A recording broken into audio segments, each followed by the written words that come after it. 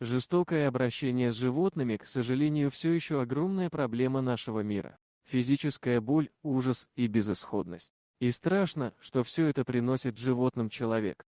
Несчастья этого милого рыжика начались с человека, но настоящие люди спасли его, вернув здоровье и веру. Спасатели из организации Animal Control Кимберли Сакселби и Крис Гатас заметили несчастного кота с узким рулоном от скотча на шее, который явно приносил ему сильные страдания. Было видно, что это результат жестокого обращения, ведь в такую ситуацию животное не могло попасть само. Кот был слишком напуган и не давался в руки людям, которые пытались ему помочь. Еще бы он уже не ждал от людей ничего хорошего. Спасатели были вынуждены применить сеть. Мы поставили ловушку недалеко от кота, он лежал под машиной. Прождав час, мы поняли, что он не выйдет, поэтому применили сети. Крису удалось загнать его в старый сарай и поймать, рассказывает Кимберли. Животное было тут же доставлено в клинику, и спасатели были в ужасе от того, насколько страшной оказалась рана. Я не могла сдержать слез. Невозможно и представить себе, как страдал этот бедный кот.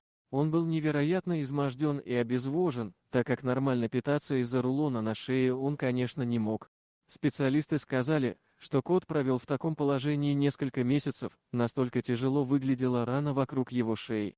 Мы думали, что у сарая есть мертвое животное, таким ужасным был запах, доносящийся оттуда. Но на самом деле это был запах гниющей плоти и инфекции на шее кота, прокомментировала Кимберли. Врачи смогли справиться с ранами и инфекцией, сделав несколько операций, но животному предстояло длительное восстановление. После операции кот в первый раз смог нормально принимать пищу и пить, а силы стали возвращаться к нему. Но вот его моральное здоровье еще долго оставалось пошатнувшимся. Он пугался всего, поэтому в приюте его поселили в отдельной клетке, чтобы он почувствовал себя в безопасности.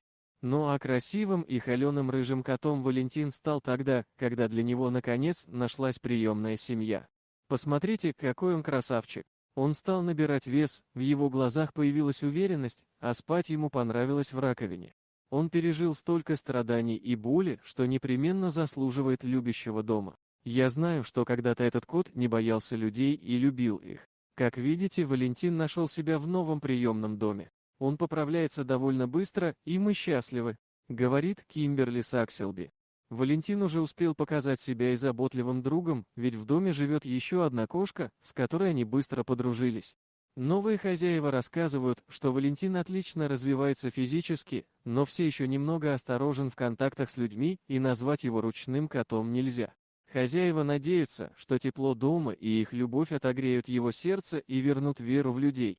Дорогие друзья, если вам понравилось видео, поставьте лайк, а также подписывайтесь на канал, где найдете еще много интересного.